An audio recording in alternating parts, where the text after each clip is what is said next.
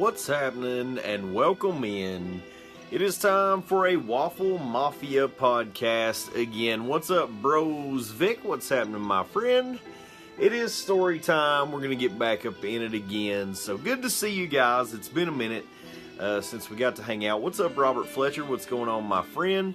Of course, Waffle Mafia podcast. This is your place for a weekly Waffle wrap-up, a rundown of everything that's going on in the He-Man community, and, of course, what's happening within the Waffle Mafia itself. A little pause for the calls, and we'll get some stuff off the shelf here. We're going to talk about a couple of things. Talk a little bit about HORDAK. Going to do a character discussion about him. Talk about the Waffles for this week. And a couple other things are going on in the Masters community. What's up, Monroe? What's going on, my friend? Pause for the calls. Don't want to let myself down.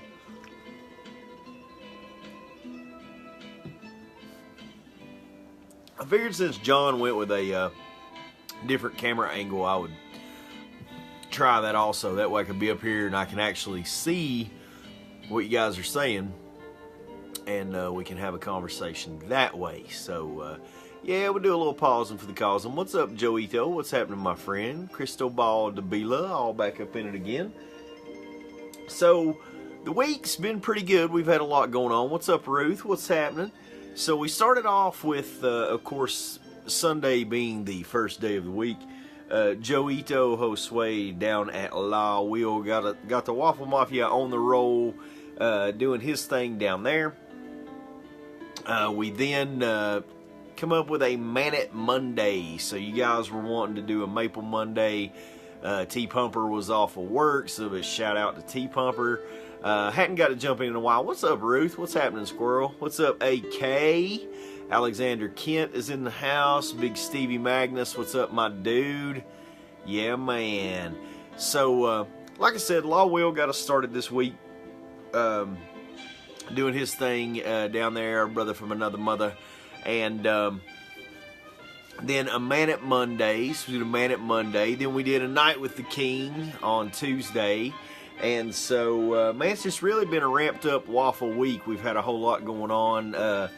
John did his thing over at Most Powerful Waffles, John and Cassandra. If you guys didn't see that, check the replay. That's pretty awesome. Of course, John also does his podcast that I'm also part of, but I just really haven't gotten a chance. Mondays are ridiculous. It's been very hard to get to sit down with you guys anyway. You know, more than the Thursday and Saturday that we do already. What's up, Mandingo Don? What's happening, my dude? It's just been tough to make Wednesdays work for whatever reason. So I thought maybe if we moved the time back on Wednesday and we just did a late one on Wednesday, I'd wait until we got the baby in the bed, and then we get together and rack our heads and talk a little bit of Motu. But so Johnny did his thing over at Most Powerful Waffles also there on Tuesday. Carbulca would normally be our saving grace for a Wednesday, but you know, we left this slot open tonight to come and talk to you guys and do the podcast, and then we'll be back tomorrow night for Thirsty Thursday. So Thirsty Thursday, what did we do last week? Let's do our weekly Waffle wrap-up. Well, last week for Thirsty Thursday, we actually did Toys for Tots.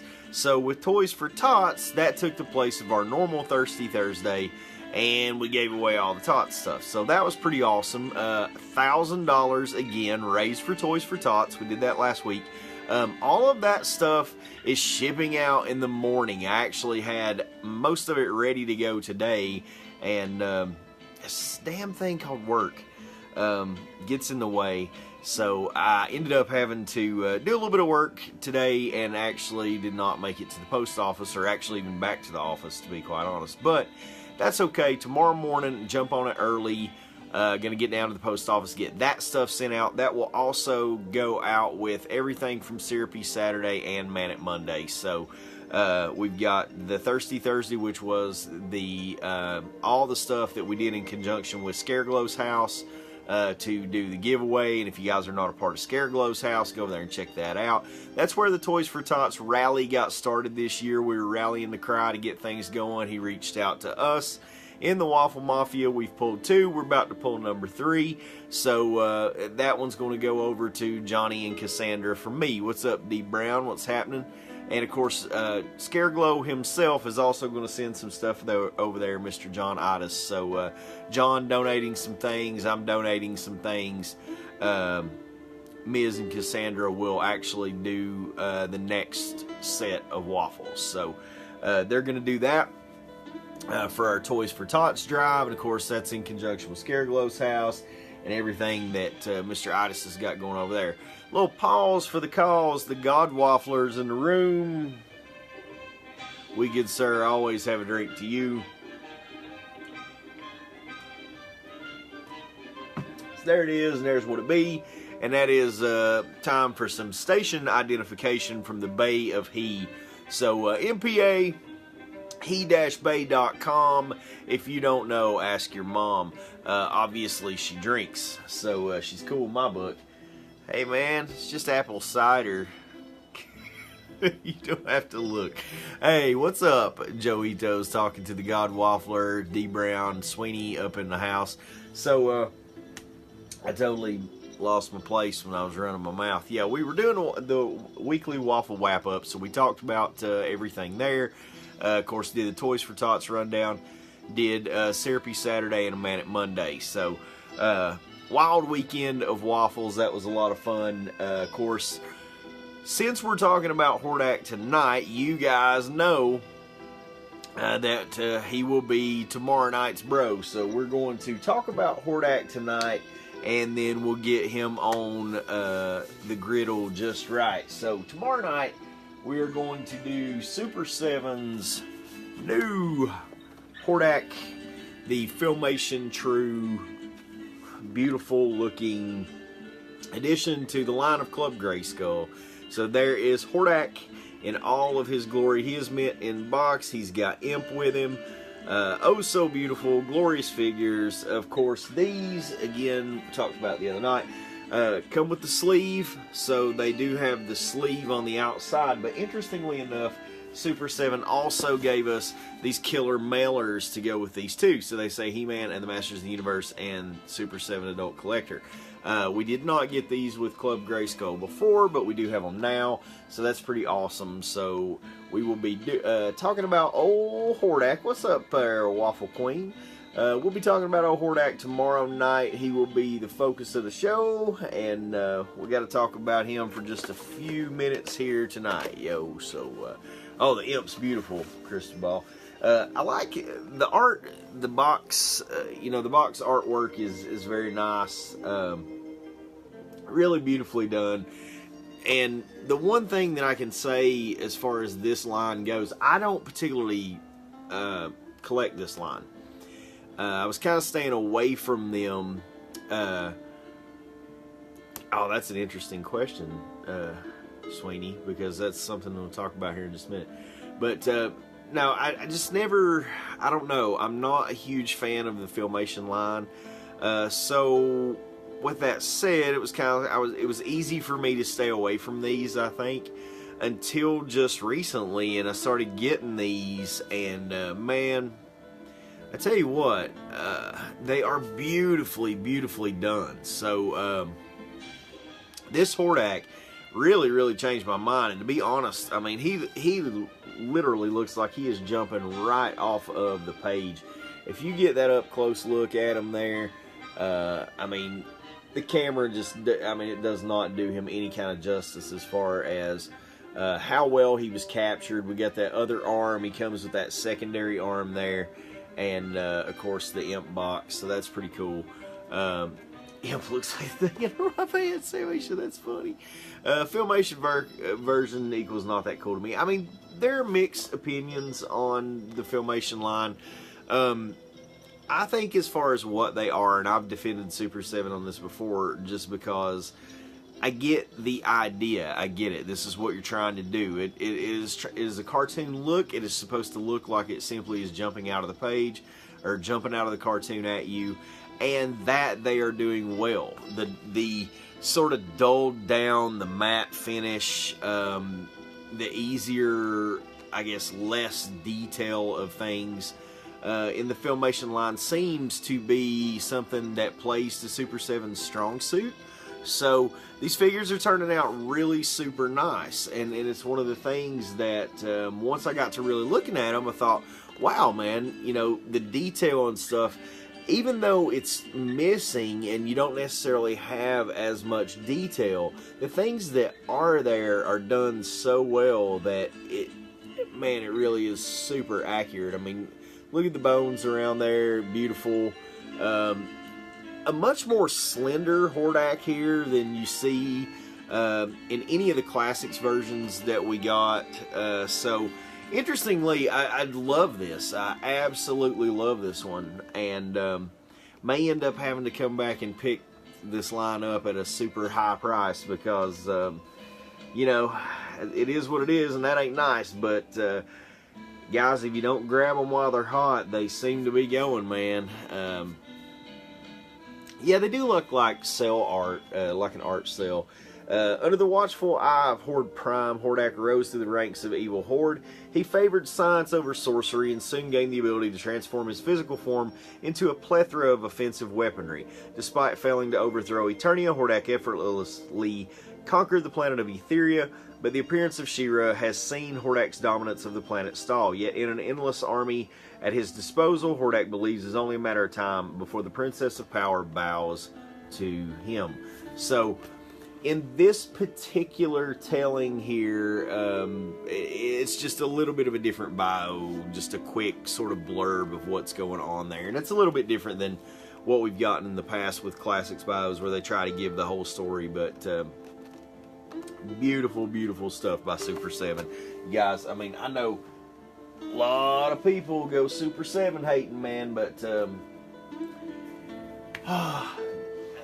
quality issues aside, I mean, truthfully, that is one of the most beautiful things I've ever seen in a box. I mean, it really is. So, well, pause for the cause for old HORDAK's claws, and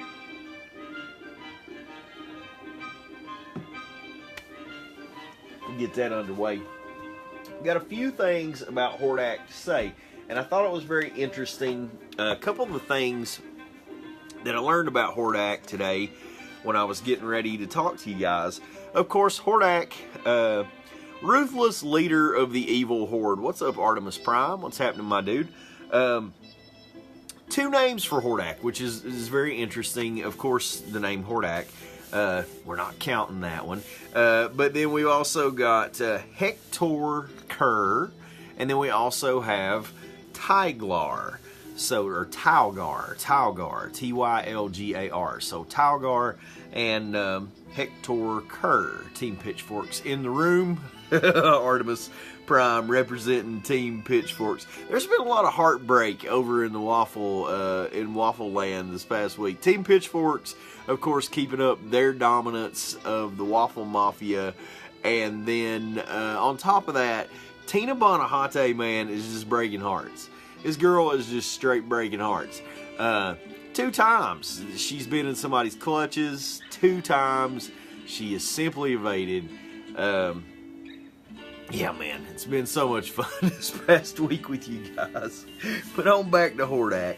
Affiliations, the evil Horde, monstrosities of weapons, and what I'm looking at tonight, of course, we're looking at the Character Guide and World Compendium, so there that is.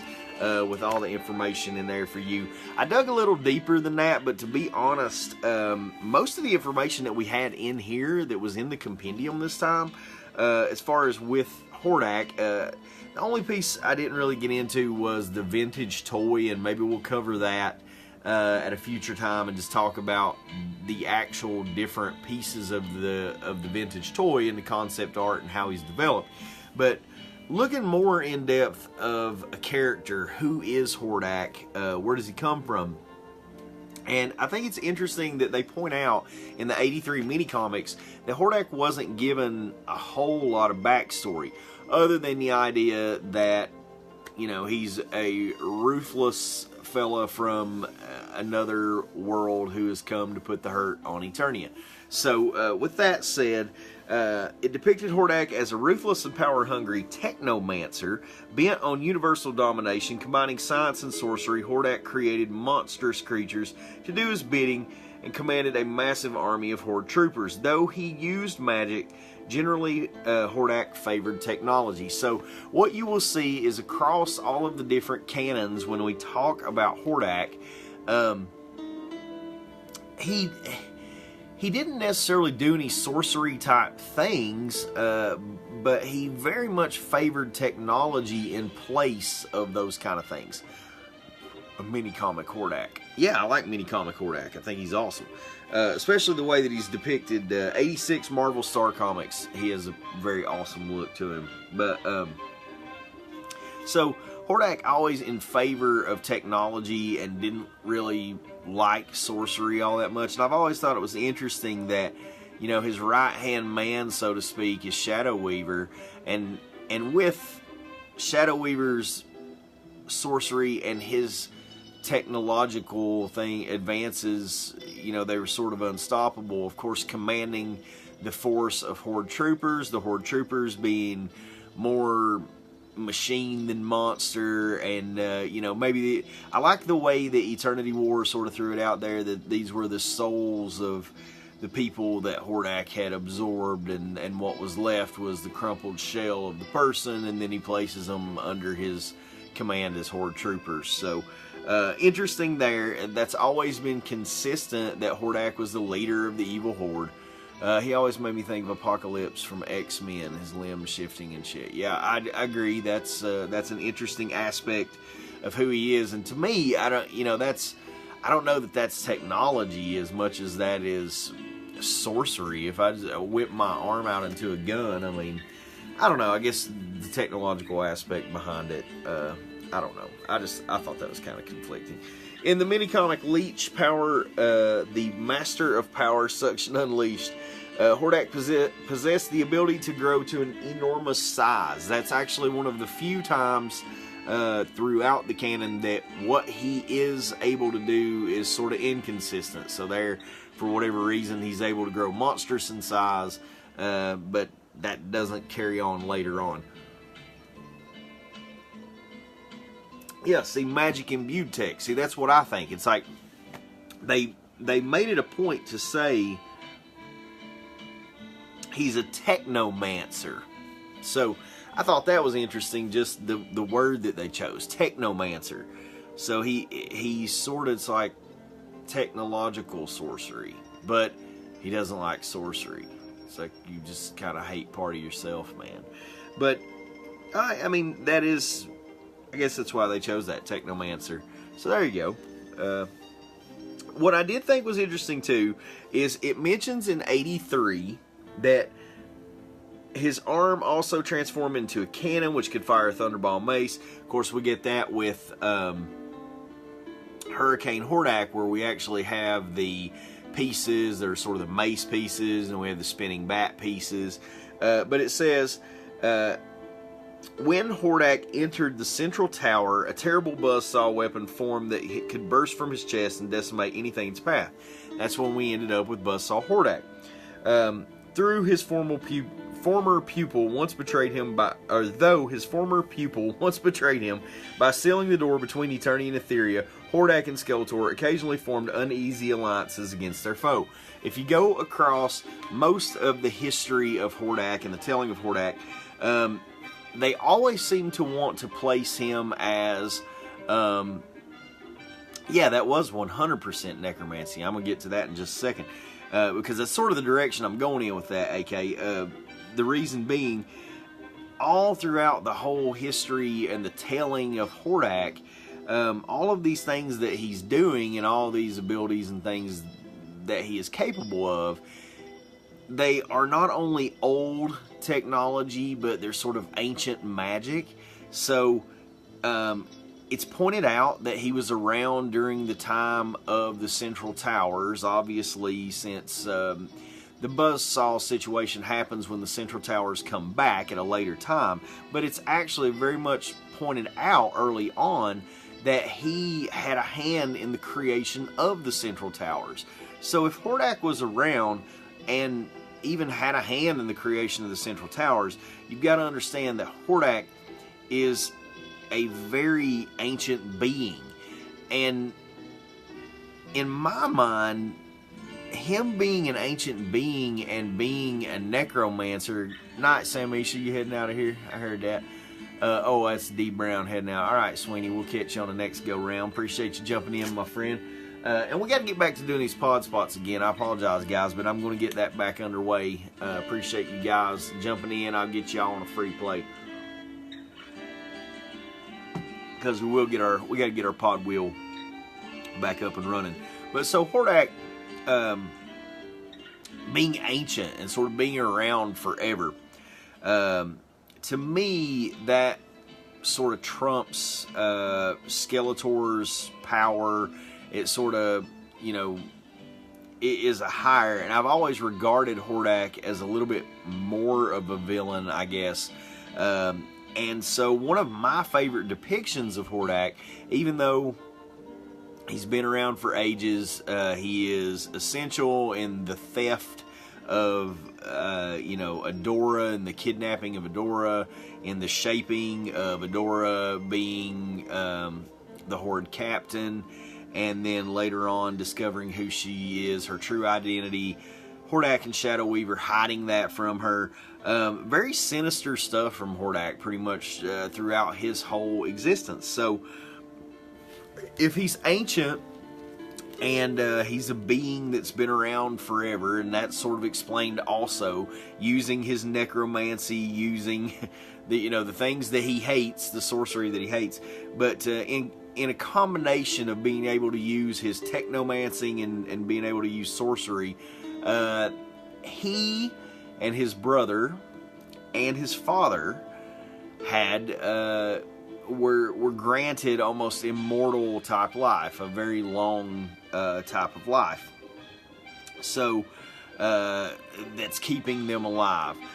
If we look at that part of the canon, we go back and we accept that as part of the story for HORDAK and part of the backstory for HORDAK. What's up, Manaconda? What's going on, dude?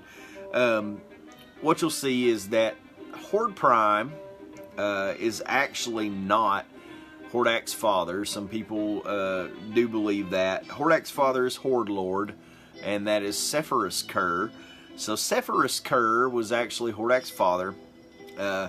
Gave birth to two sons, Hector Kerr, and so he's old as hell. Yeah, so basically he's old as hell. Yeah. And what was the brother's name? Good Lord, Anilus, I think. I have to actually look that up because I cannot remember that. Let's see. It was over here. Anilus, I think, was his name. Yeah, Anilus Kerr. So you had Horde Lord, Hector Kerr, and then Anilus Kerr. Anilus Kerr actually goes on to be Horde Prime. Horde Prime and Hector Kerr together killed their father, who was Horde Lord, Sephirus Kerr, and in doing so took over the Horde Empire.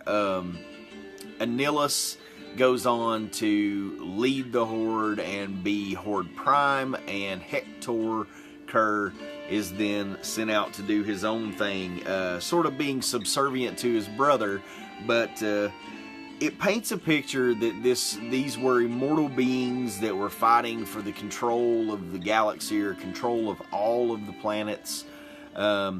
Obviously, they were able to not necessarily move through time, but they were able to withstand the ages. And so in my mind, HORDAK has sort of had a hand in everything, and I like the idea that he was around for the development of the Central Tower, because it adds something to the story with King Grayskull, and it just makes that whole story much more interesting. And so Alexander mentioned it just a minute ago, the way that he is represented in MYP, and we never actually truly got HORDAK, but we were building towards it. But the way that he was represented in that series is probably my favorite, just in a sense that he is a being that is trapped, and he's trapped within the world of Despondos. And even from there, he is very aware and very much having a hand in the things that are happening, and just trying to get someone to release him from his cage. So I really think that particular, the way that HORDAK was presented, he was presented as a very omnipotent kind of being, and that, man, the one thing you did not want to happen was to have HORDAK come back. A little pause for the cause.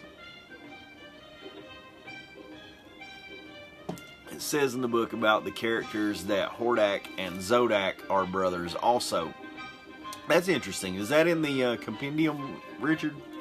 I may have just missed it, but yeah, I would imagine that's probably listed under Zodak too. But real quick timeline, we're gonna run through this. That's an interesting thing to look at. I bet time in Despondos is hyperbolic to time outside of it. Yeah, there's definitely something that would, and the way that they talked about it was the technology and the sorcery combined together was what actually granted them unnaturally long lives. But for the timeline, so 83 Motu mini comics, 83 golden books. It was pretty much the same. It did shed some light on the teacher-student relationship between HORDAK and Skeletor. When the Horde invaded Etheria, they discovered a powerful mineral called etheramite. A young Etherian man wished to learn its secrets, and HORDAK took him under his wing. Ambitious, the man attempted to harness the etheramite and was transformed into Skeletor. So, read you that to tell you this. Very odd that in this 83 depiction, or 83 telling these Motu golden books of HORDAK, they actually gave an origin story for Skeletor, and I don't think anybody really paid attention to it or really has caught it that much, because it's not something that's heavily touched upon even in this book. But if you look and listen to the way it's read, when the Horde invaded Etheria, they discovered a powerful mineral called etheramite. A young Etherian man wished to learn its secrets, and HORDAK took him under his wing. Now, we knew that HORDAK had an apprentice named Skeletor, but what we did not know was that he was a young Etherian man wishing to learn its secrets. So, stating that Skeletor's from Etheria, not from some other dimension. It says there, he attempted to harness the etheramite and was transformed into Skeletor, who then betrayed his master and fled to Eternia with plans to conquer that world for himself. Thanks, Samisha. I appreciate that. Yeah, dude, find that and post it if you don't care. That's pretty awesome. Something very cool that I didn't even pick up when I was going through here. German audio plays in a World Motu annual, similar to other portrayals. HORDAK's ability to transform his arm into various weapons and objects. Motu audio plays had a unique play on HORDAK with his history. While visiting numerous worlds, HORDAK befriended the wizard Glostafos, who gave him a ring to call and control the demon Modulok. I just thought it was very interesting that they pointed that out. Later, he and his horde returned to Eternia in secret and rescued Skeletor from certain death.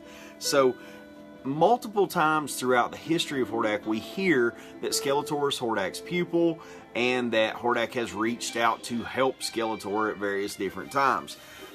Interesting that, of course, Skeletor, being the master of death, death incarnate, goes on to betray HORDAK in probably my favorite, well, I wouldn't say favorite, second probably to MYP, but favorite depiction of HORDAK, which is a little bit later in the DC Motu comics in 2012. I'll jump over that in just a second. But Filmation, the Pop animated series, is what really set HORDAK off. Of course, him being the main figure there, the main protagonist. Let's see. Early in his life, he was trained in sorcery by the Etherian magician Noah. He rejected magic in favor of science, and he led the Horde Empire's attempt to conquest of Eternia from his base of operations at Snake Mountain. Though the effort failed, HORDAK managed to kidnap Princess Adora from the royal family and escaped to Etheria. He left behind his favorite pupil, Skeletor. HORDAK, alongside Shadow Weaver and Chakra, raised Adora as a member of the evil horde in the Fright Zone on Etheria. Now, know this, there are multiple Fright Zones. There's a Fright Zone in Etheria, there's one in Eternia. This is depicting a time prior to Adora's birth, obviously, and then as she is taken, and him being banished there as well.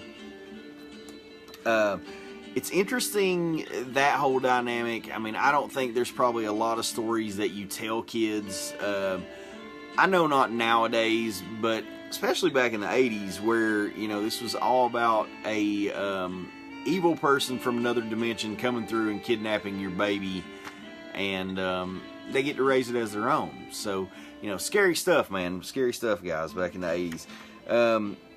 Trivia: Prince Zed, Horde Prime's son, was referred to as HORDAK's nephew, establishing that Horde Prime and HORDAK were siblings. So there is the absolute definite, they are siblings, Horde Prime and HORDAK. A lot of folks think that Horde Prime is actually HORDAK's father. He's not. They both came from Horde Lord. 86, Marvel Star Comics. Thought it was very interesting too. It showed a HORDAK differently in a sense that he was the same in most all of the stories, but there actually was a story where he got amnesia, He-Man got amnesia, and they actually became friends and were working together until the two of them realized, you know, who they were, and then obviously couldn't go on with that. HORDAK was in a position to destroy He-Man, did not, and it was sort of out of respect for He-Man. So interesting there for the Star Motu 86 Motu comics. The newspaper strips, and I don't know if you guys, if everybody's seen those, but the newspaper strips is an amazing book. It's absolutely huge. I am still not through this thing. It's very different. It's got a lot of stories and things in it that we never got, obviously, in the mini comics. This thing, just beautiful. They're only missing like just a few. They were finally able to run down all of these. So Penny Dreadful and Val doing a lot of work on this and trying to get this put together. So HORDAK in that, I think, is very interesting, and they do show a picture here, so I'll share it with you guys out of this book. But look there, I think that is an awesome look for HORDAK, sort of the shrouded, you know, he has almost a Palpatine kind of look to him there. You don't want him to be frail or anything like that, but I think he looks really menacing there in that shrouded look.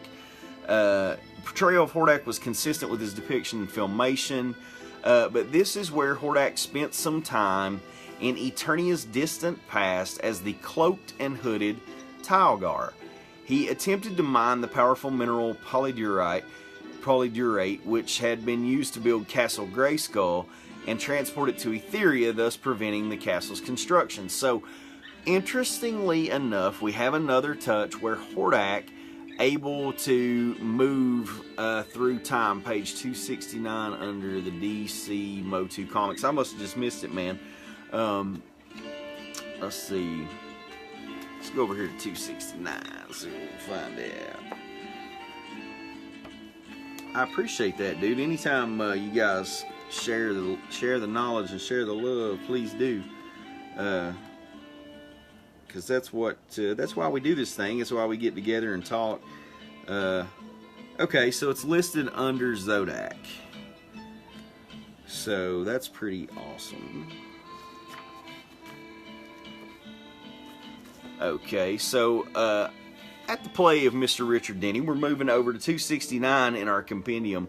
DC Motu Comics.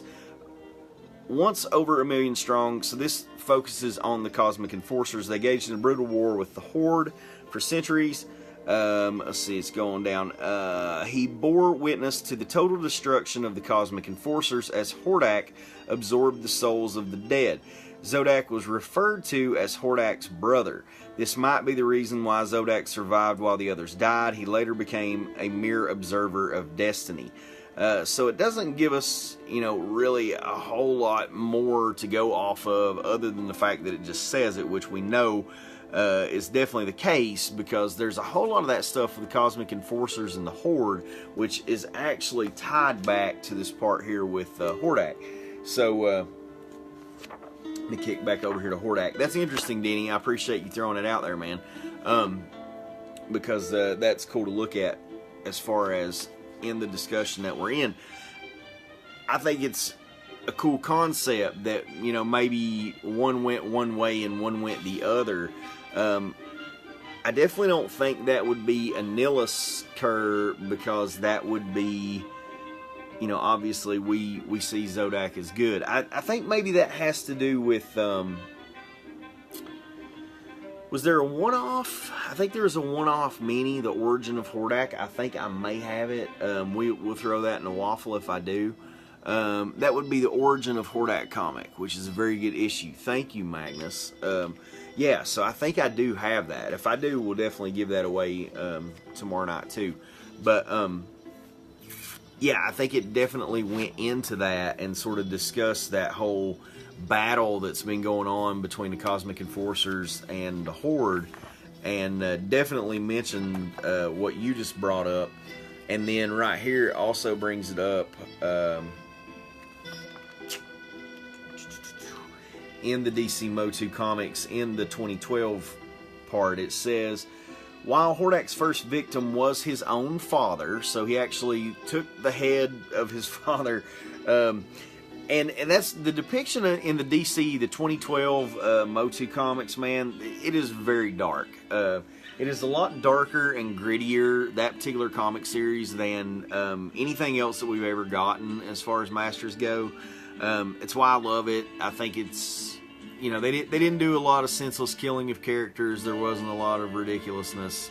The dialogue very much fit the characters, but I think that it was done really well. So that's one of my favorite kind of tellings there. And the way that HORDAK is portrayed in that, man, oh my lord, like he is the way that I think MYP would have envisioned him to be, just sort of this all-powerful being that is pretty much unstoppable, and once he's unleashed, it is just all hell will rain down upon the planet. So I'll pause for the cause.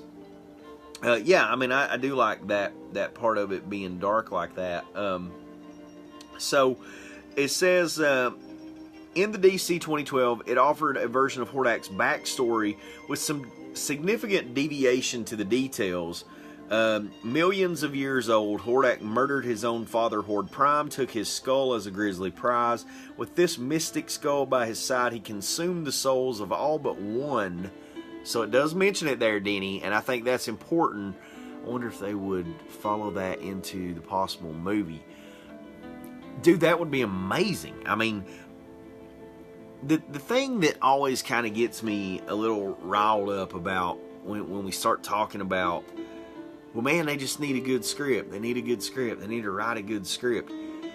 Guys, they've been writing a good script for a long time. The script is there, and the players of the game are there. All of the characters are there.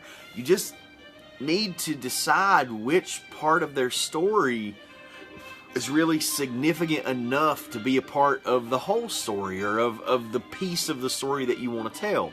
And I think the Cosmic Enforcers, and we were just talking about this actually on another group that I'm a part of, and it's a fairly small group, and we just kind of kick around different character discussions, and a discussion got started about Mighty Spector. And then beyond that discussion, that sort of led into a couple of different things with the different factions. I obviously was already thinking about talking about the Horde tonight. And, yeah, I mean, I agree, AK. I just think that there's a lot of factors that are probably in the way of us getting what we would like to see. And maybe, I think Motu fans are pretty hard to please, and I know that we're not going to please everybody, because Masters of the Universe is so large, there is a piece for everybody. and because of that, you're not going to be able to do it one certain way. And I think that was kind of a little bit of a failure in the classics bios of trying to tie everything together. I mean, sometimes we just don't need to tie everything together. And so, interestingly enough, I did want to talk about the classics bios, because that is where it does outline the fact he was the second son of Sephiroth Kerr, the Horde Lord.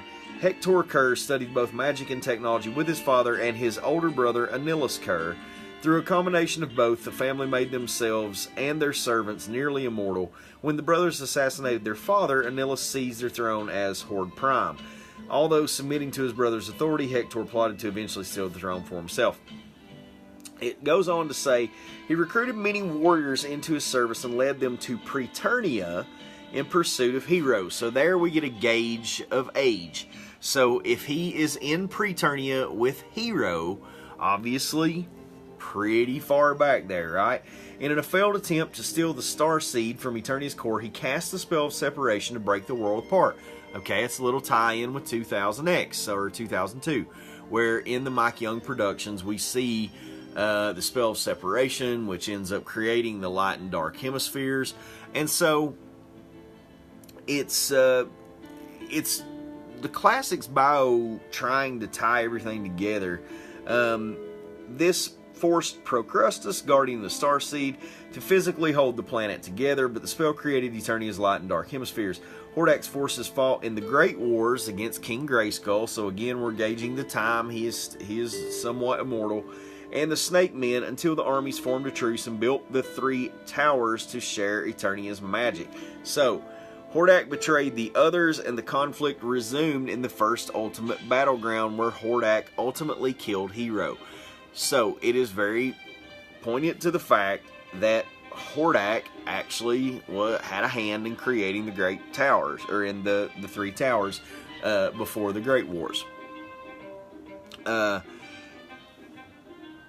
Really don't, as far as that particular telling goes, it just goes on with what we already know, fusing Demo Man with Skeletor, or with Keldor to make Skeletor. Hordak scouts across the Etheria, peaceful oasis amid the chaos of Despondos. He comes in, conquers Etheria.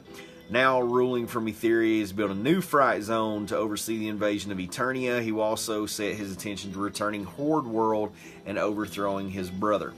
When the 3 towers rose from Subternia, Hordak attempted to steal the secrets of time travel from the Central Tower. Lacking the cosmic key to control the energy of Central Tower, his body was mutated, and he then becomes Buzzsaw Hordak. So, read you all that to tell you this. Very much different from what they did in 2012 with that particular telling. Now, 2012 telling of Hordak and his origins and his destiny, so to speak, I like it so much better. And I don't know, I actually do like the idea of the conflict already existing between the Cosmic Enforcers and Hordak, because makes sense that they, the scales have been tipped and they're totally out of whack. We need Zodak to step in and help, because the ever-present danger of Hordak is there. So with that said, the direction that it goes in is a little different, in a sense that there are ages, and the ages that are going on. We have the age of Serpos, the age of Horakoth, and the age of Zor. Each of those being rotating through time and through Eternian time. And I like that concept, because it's an idea that good, evil, and neutrality all get their play, or they get their day in the sun, I think. So the idea being that, as one age ends, another age has to begin. And so along with this idea was the coming of the age of Horakoth, and Horakoth being the symbol for the Horde, for Hordak, the bat. And so Hordak, almost like a vampire bat, in this particular telling, he has been slain. His soul or spirit, much like we get the Spirit of HORDAK figure from Classics, has been trapped, and it has been unable to return to a physical presence because it has been locked by the heir of Grayskull, or by King Grayskull, basically. So now, in order to return, he needs the blood of Grayskull, or the heir of Grayskull, to return to a physical body. And unlocking that age, the key to that age is Adam's blood. So again, a very darker, grittier telling of things. And if you start it with the 2012 DC Comics and go all the way through Eternity War, Eternity War is just an amazing telling concerning the Age of Zor, the Age of Horkoth, Serpos. We see the death of a sorceress. We see the birth of a new sorceress. We see the birth of yet another sorceress, and a time being found, and HORDAK forging a sword for himself during the Age of Horkoth. So very interesting stuff. And HORDAK, obviously, if we go back and look at over everything that's ever been done, even though toy-wise or concept-wise, the idea of HORDAK, I think, probably was a bit later. He's been there all along. He's been there from the beginning. He's been there before the Great Wars. He's been there throughout. So, HORDAK, man, without a doubt, he's definitely one of the most prominent figures. I think everybody knows who HORDAK is. But also one of the most important as far as conquest. I mean, we as struggle, we wouldn't have the struggle that we have if we didn't have HORDAK. So, very cool.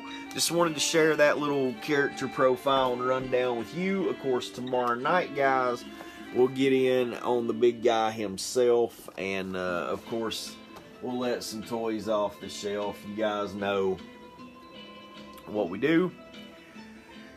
Oh, goodness. Almost died in front of you. There we go again. Hey, man.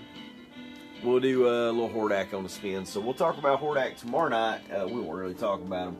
We'll just let him do what he do. And guys, I appreciate hanging with you. Thanks for coming over doing the podcast and hanging with me. And pause for the cause. And we'll see you on Thursday. Good night, y'all. Appreciate it. Y'all have a good night.